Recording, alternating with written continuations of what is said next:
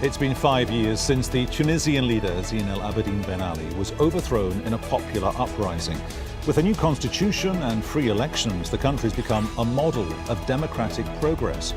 But where is post-revolution Tunisia heading today? This is Inside Story.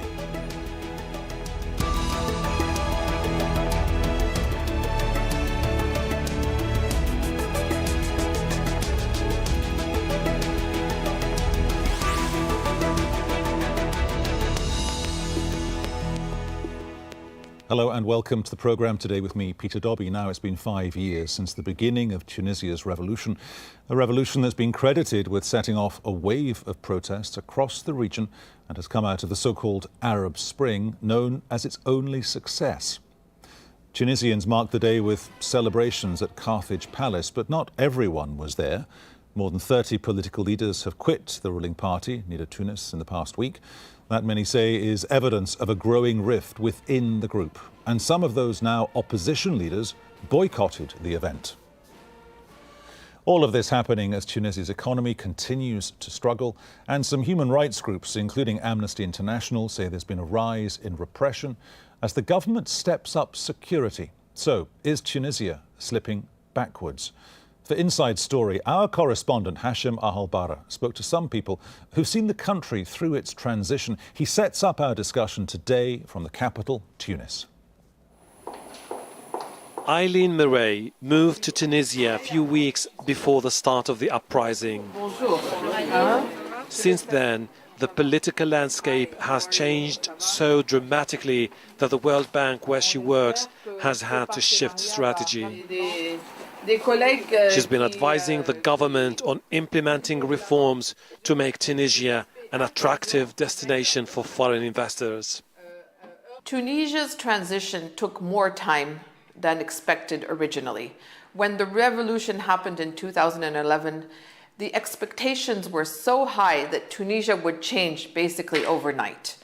That has not been the case, and we cannot fault the Tunisians for that, because this transition and the way forward has been managed in a consensus-building manner. Now that the political impasse has been overcome, the government aimed for an economic growth rate of 7%. But growth is expected to shrink to less than 1% this year, following a series of attacks targeting tourists and growing instability. Tunisians who had hopes the uprising would change their lives for the better are frustrated. The government must improve living conditions, tackle unemployment, restore stability. These are our biggest concerns. Before 2011, criticizing the government was a major offense. It's no longer the case now. In a country where 15% of the population is unemployed, the economy matters more than political reform. The only benefit of the revolution is freedom of speech. We can talk about politics, openly criticize the president without fearing repercussion, but nothing has changed in my life.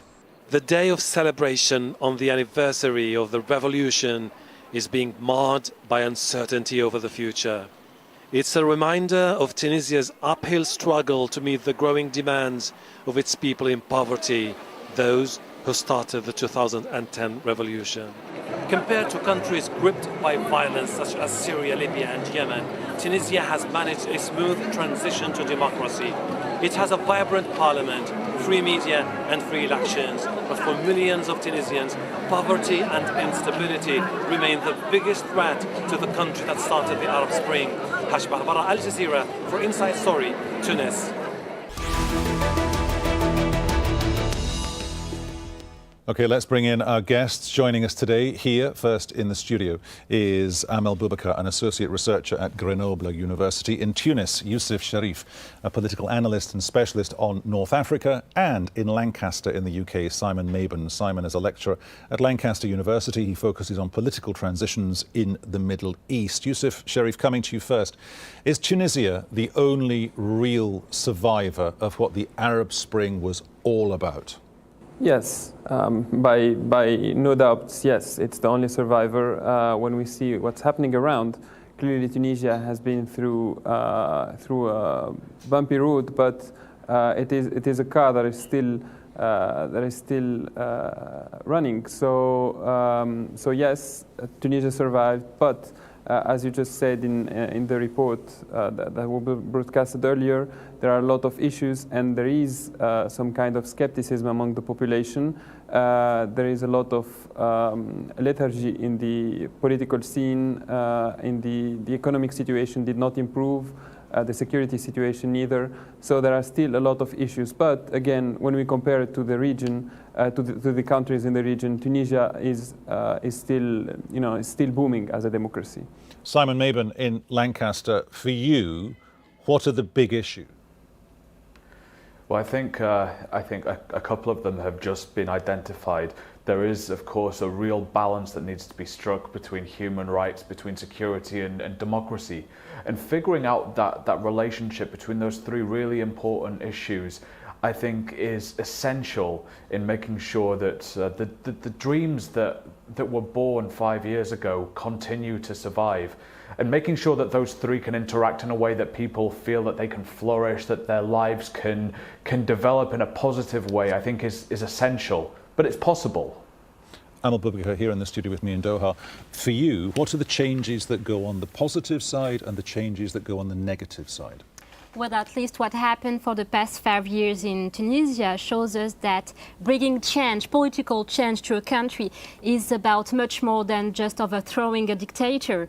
The opposition parties, the parties in power, they have focused a lot on the fact that, Ben Ali gone and that we were going to have a new country.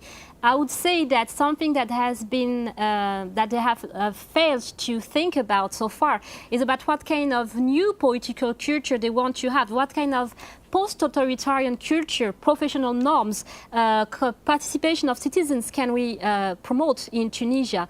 And actually Tunisians today are less and less buying the official discourse about Tunisia as the only region success.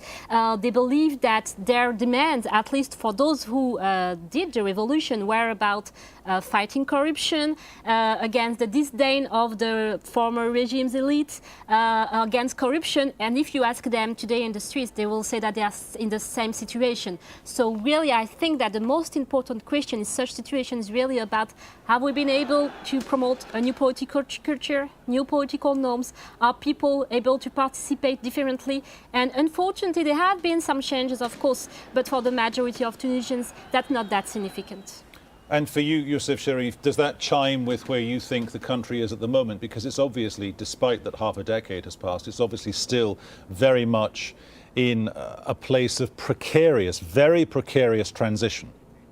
No, it is very precarious. Again, Tunisia is faring well compared to the countries in the region, but in general, no, Tunisia is facing a lot of problems. But if we go to the pure, let's say, if we compare it to before 2011, people were not even involved in the political discussions. And the public sphere was totally accapared by the regime that was in place. Some of the regime is still around today, but we have other players that emerged. We have a lot of discussions, debates. Anyone can criticize wherever is going wrong, but of course there is no solution yet. And because of the many problems that the country is facing, because of the economic situation that not a single government since Ben Ali, since the last years of Ben Ali, not a single government was able to solve, because of the security problems that are growing year after year, especially with the collapse of the Libyan state.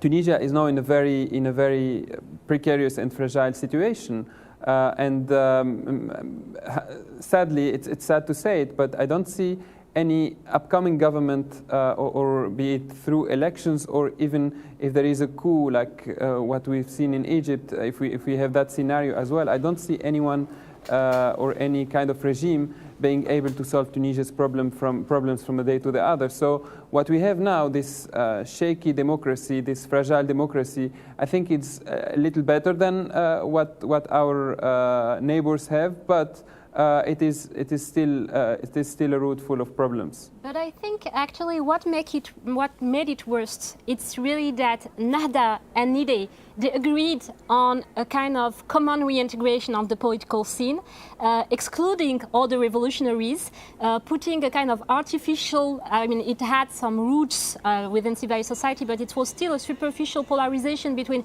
Islamist people and secular actors, and it allowed us to talk about the struggle between Islamists and secular instead of talking about the participation of all those young guys who did the revolution. So this new regime that Tunisia has, this regime that I called bargain competition, it means that you actually choose your enemy. You choose the guy who is going to, who may actually cut you the road or cut you the access to power in order to ensure that you will be able to govern with them. And even if it's your intimate enemy, but still you're choosing the people who you want to govern with. And that's what happened between NIDE and Nahda. And the problem is that really it marginalized all the other first, of course the left-wing parties first and foremost, but also civil society. And that's really the meaning of the struggle today in Tunisia.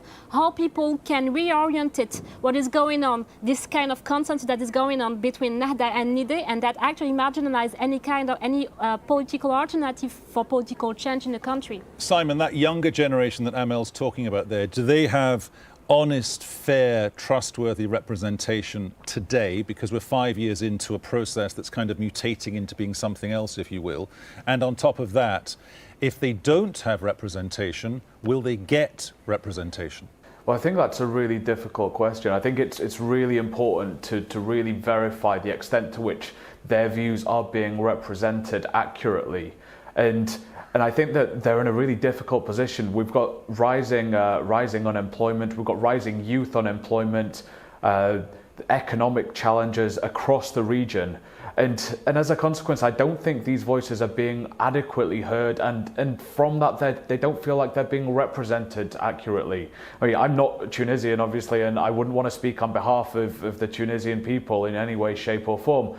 But from my understandings and from the discussions that I've had, there are issues with this, and finding this correct form of political representation is increasingly difficult, because if it doesn't happen, then it will just lead to more and more disenfranchisement, more dissatisfaction with the status quo. And when we factor this into the broader regional context and the cross-state dynamics that are shaping the region right now, it's all too easy to see how people turn elsewhere to try and find answers to problems that should be solved at home but aren't being as yet. Yusuf, is that why 5,500 Tunisians, presumably young men, they're invariably between 18, 25, 30-ish, have gone to work for ISIL? Because on the outside the border, wherever you go, you've got Libya on one side. That's a failed state, in effect. You've got Algeria on the other side. The economy is flatlining, and people, those young men that wanted something more, they think, well, I can't get it at home, so I'll go and work for ISIL. That's one of the reasons, but I think the main reason why there are so many Tunisians who went to ISIS, to Daesh, is that Tunisians under Ben Ali, there was no sense of appartenance, of belonging to the Tunisian state. There was a total vacuum under Ben Ali, and Tunisians were just in an almost like the population, the youth population in general, they are in a kind of vegetative way of life. They had no political affiliations, no political culture, and so on. In 2011, with the revolution, this vacuum was very easily, very quickly filled by those who were ready to do it. And that we saw, first of all, the Islamists, who were, be it the moderate ones or the more or less radical ones, so the Salafis and so on. And then came the extremist and very radical ideology of Daesh that gave them actually privileges that they never dreamed of, that offered them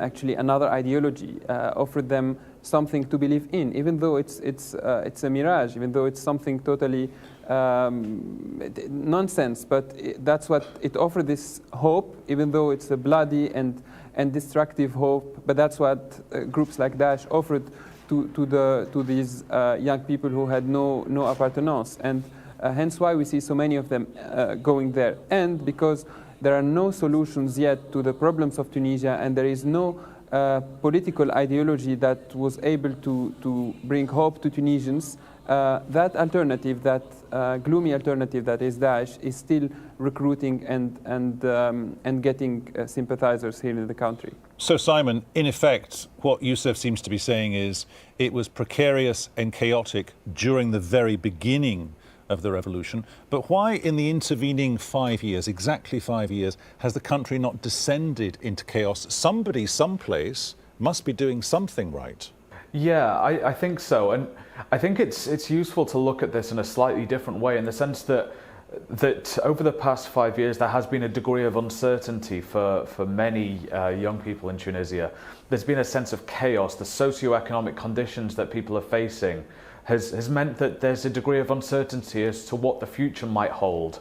The lack of employment, the rising cost of living, just general economic challenges that people are facing means that it's a really precarious life.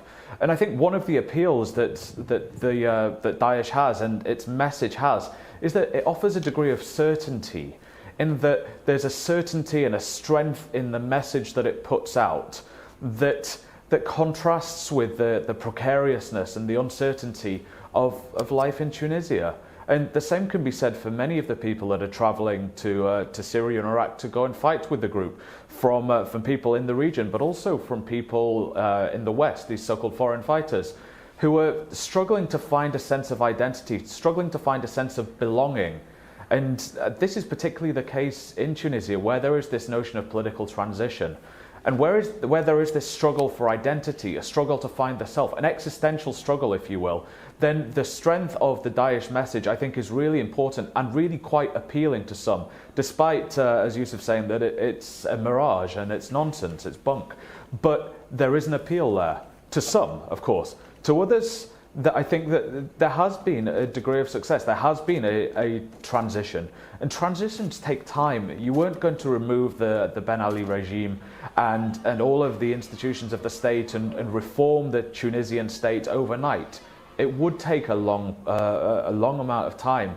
And given the context of the Maghreb, given the context within which Tunisia was operating, the porous borders, the smuggling, the economic challenges, the flows of ideas, of weapons, then this makes it really, really difficult for the transition to take place smoothly.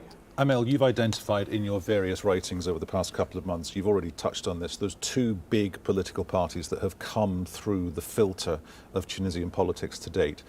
Can they realistically balance security and the safety of the people? Can they pull that off as a double act? Yeah, that's a very interesting question. Of course, as academics, we are always much more interested on things that didn't work. But let's be fair to Tunisia and say that at least Tunisia is still a fascinating laboratory. And it's a perfect example or case study to understand what we can learn or what we can do in order to promote political change and security for all. Not only security as a tool to shut down demonstrators or people who are critical of the regime is also one of a crucial issue in order to bring change. And I would say that's also the main reason why the state has not been able, and people in power have not been able to reinvent the security policies that they have inherited from Ben Ali. So they need to reinvent that. They need to make people participate to anti-terrorist strategies, but not in a way that is just supporting the state and just in a way that is praising, the parties in power, but really in investing in civil society. And as Youssef justly said it, in order to make people identify much more with the state, you also need not only to focus on security, but also... So we're saying you need to make people stakeholders in their own country, in their own lives. Definitely, and decentralization in that instance is crucial. We're going to have some municipal elections soon, we still don't know when, but actually it will be crucial to see how see how people are going to participate in another way. And we have many initiatives in Tunisia, people who are trying to reinvent politics outside of parties, outside of ideologies, outside of this polarization, Islamist versus secular that I was mentioning. Actually, the young Tunisians really feel that it's something of the past, this polarization. Simon, this is obviously a work in progress. That's what we've identified in the past 20 minutes of this programme. If it's still a work in progress, what are the potential pitfalls over the coming years? Well, I think there are a number of different pitfalls in a number of different directions. Clearly, there has to be this balance between human rights, security and democracy. The state has a number of different responsibilities to ensure that basic needs of its people are met. And that has a whole range of different obligations, ranging from education to welfare, to medical care and to security. So the state has to try and balance out all of these different responsibilities whilst not sort of encroaching on the others. So the immediate concern would be to try and increase security and make sure that individuals feel safe within the state. But that runs a risk of impacting on an individual's freedom, on the ability to engage in political action, in civil society groups, both formally and informally. And I think it's the informal emergence of political action that the previous guest was talking about that poses serious challenges with regard to security infringing on political action. So it's a delicate balancing act, and making sure that the state acts with a degree of restraint, but that it fulfills its obligations to its people, that's really important and really difficult to achieve. Yusuf, kick this forward for us. We've got these municipal elections that Amel was mentioning. We don't have a date for those as well, as you mentioned.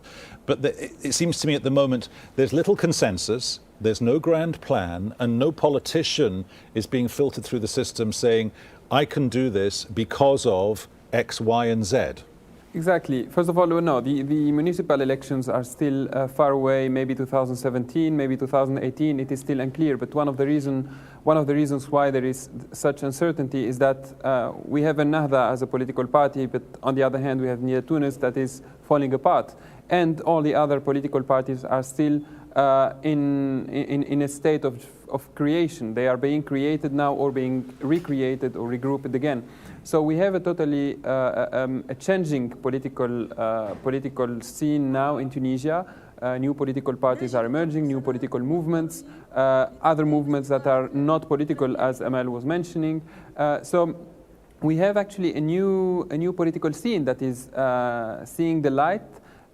So for today, many politicians are claiming to be able to restore and to correct the situation, but people don't really believe in that because of what we've seen over the last 5 years. As I said earlier, there is a lot of skepticism, but there is space for the emergence of new political parties or new formations that may challenge the government, the current government and the current regime. But I think this is something we can maybe talk about better in the sixth commemoration of the Tunisian Revolution next year. Arab Spring, as an expression, is kind of a lazy shorthand for a process that isn't over yet. Mm-hmm. But if you look at Egypt, one could argue and say, well, that has not ended well. Of course, Mr. Sisi would say otherwise. Look at Libya. Disastrous for most people. Syria, utterly disastrous for most people. So do you believe in your heart of hearts that this will end well? Because people still have that desire for real political change,